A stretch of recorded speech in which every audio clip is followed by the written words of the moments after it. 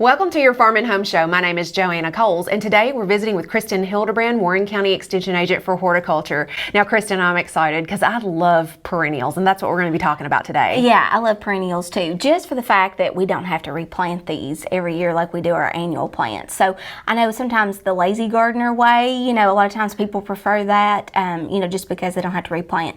But the only thing with these perennials, Joanna, is that we do need to consider the site, the soil too. And then that way, if we've got all that prepped and ready to go, these perennials can work really, really well. Yeah, and I think some things that we need to think about is like weed control, because perennials are lovely because they come back every year, but you also don't have the opportunity to work that soil and do those type of things. So determining now what your weed control is going to be sometimes might be helpful. Oh yeah, that too. So I'm glad you mentioned that because, weeds do, play into a factor, especially when we talk about, weeds competing with our plants for available light and nutrients, things of that nature. So if you can kind of consider those things ahead of time, that will work well. But we wanted to focus on the perennials first that work well for sunny locations in your Kentucky garden. So sunny locations, at least 6 hours, preferably 8 hours of sunlight is best.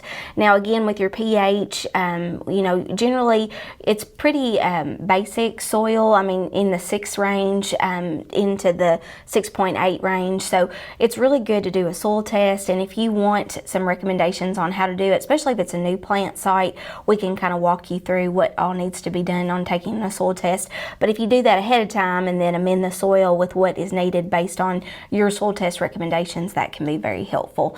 And then two, just making sure that you get that site prepped and ready to go. A lot of times people think perennials are best planted in the spring, which they can be, but really the absolute best time is in the fall of the year. So if you don't have some of this prep work done right now, look at the fall, and generally we're talking about September, October, really even at the beginning of November for us.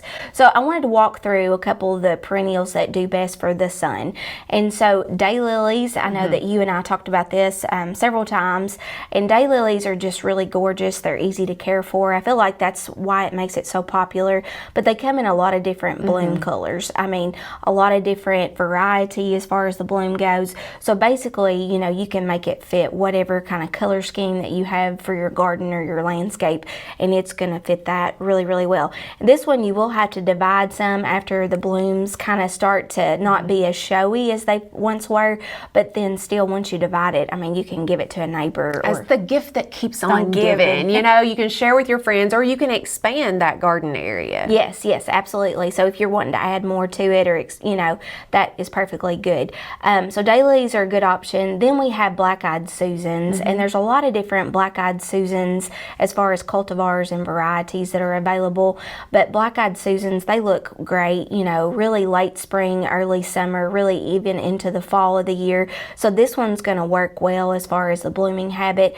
A good added benefit with a black-eyed Susan is that it's going to work great for pollinator gardens. So if you have an area where you want to attract wildlife like that, it's going to work really well for that location. So one of my other favorites that I like is Coreopsis, and it kind of reminds me of a real dainty looking flower. So Coreopsis, depending on which cultivar that you have, comes in a lot of bright colors. I see a lot of yellows with this one, but certainly you can have it where it's bicolor, where it has more than one. But it looks really, really good, and again, it's a great pollinator plant as well. And so another one that I have to mention is Coneflower. Coneflower, this one is Echinacea purpurea. It is one that is really low maintenance. So a lot of times when you plant it, it's more of a clumping type perennial, so it's going to spread. Yes, and so it's going to work really well.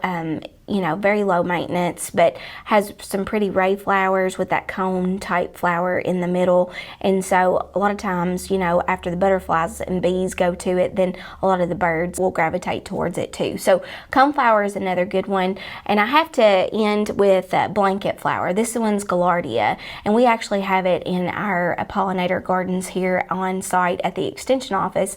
It's a really pretty one, very low maintenance, but still it is really, really pretty as far as like the color it provides with the red and also that brown center to it. We have a great resource just on perennials that are best sited in sunny locations, so if you want that resource, we can certainly get that over to you. We appreciate you watching the Farm and Home Show, and we'll see you next time.